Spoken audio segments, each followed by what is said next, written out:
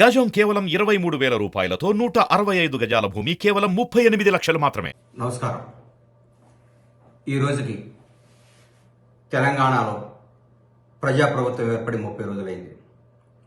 ఈ 30 రోజుల్లో ప్రజలకు ప్రజాపాలన అంటే ఏందో, రేవంత్ రెడ్డి గారి నేతృత్వంలో ఏర్పడ్డ ఈ కాంగ్రెస్ ప్రభుత్వం అనుకున్న కార్యక్రమాలన్నీ అద్భుతంగా చకచకా చేసుకుంటూ ముందుకు పోతున్న ఈ ప్రభుత్వంలో అనుకున్న రోజే మా నాయకుడు రాహుల్ గాంధీ గారు కానీ రేవంత్ రెడ్డి గారు కానీ ఇచ్చిన మాట ప్రకారం అనుకున్నట్టే ఎల్బీ స్టేడియంలో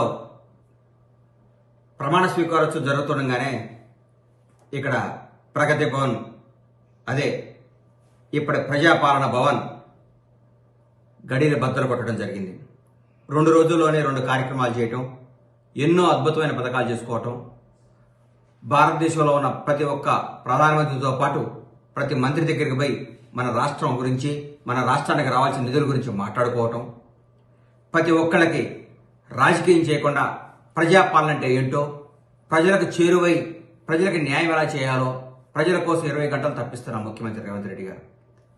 ఇలాంటి ముఖ్యమంత్రి నాకు తెలిసి ఇంతకుముందు పరిపాలన అనుభవం లేకుండా మొట్టమొదటిసారి ఏ మంత్రి పదవి చేపట్టకుండా ముఖ్యమంత్రి పదవి చేపట్టి ప్రజలందరికీ చేరువై అద్భుతమైన పరిపాలన అందిస్తూ భారతదేశంలోనే ప్రతి ఒక్క నాయకుడు ఈరోజు తెలంగాణ రాష్ట్రం గురించి, తెలంగాణ ముఖ్యమంత్రి గురించి మాట్లాడుకుంటుంటే చాలా ఆనందంగా ఉంది. రేవంత్ రెడ్డి గారి నాయకత్వంలో రాబోయే 5 సంవత్సరాల్లో తెలంగాణ రాష్ట్రం భారతదేశంలోనే నంబర్ 1 రాష్ట్రంగా తీర్చిదిద్దుతారు. అన్యాయాలు లేవు, అక్రమాలు లేవు, దొరతనం లేదు, దొరపాలన లేదు, దౌర్భాగ్యమైన జీవితం అనుభవించాల్సింది లేదు. ప్రతి ఒక్కళ్ళు నిజాయితీగా ఆనందంగా గడుపుతున్నారు ఈ 30 రోజుల నుంచి. దాదాపు ఈ 30 రోజుల్లో 8 కోట్ల పైచిలుకు మహిళలు జియో టికెట్ తెగిందంటే పరిపాలన ఎంత బాగుందో మీరు ఒకసారి ఆలోచించుకోండి.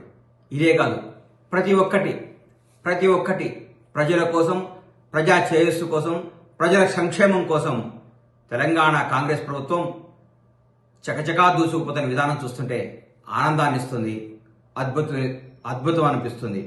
రేవంత్ రెడ్డి గారి నాయకత్వంలో ఇంకా ఇంకా ఇంకా ఎన్నో అద్భుతమైన కార్యక్రమాలు జరగబోతున్నాయి. దయచేసి ప్రతి ఒక్కళ్ళు రేవంత్ రెడ్డి గారు నాయకత్వంలోని కాంగ్రెస్ ప్రభుత్వాన్ని ఆశీర్వదించి మీరందరూ మన రాష్ట్రాన్ని నంబర్ 1 స్థాయికి తీసుకుపోయే విధంగా అందరూ సహకరించాలని కోరుకుంటూ సెలవు తీసుకుంటున్నాను.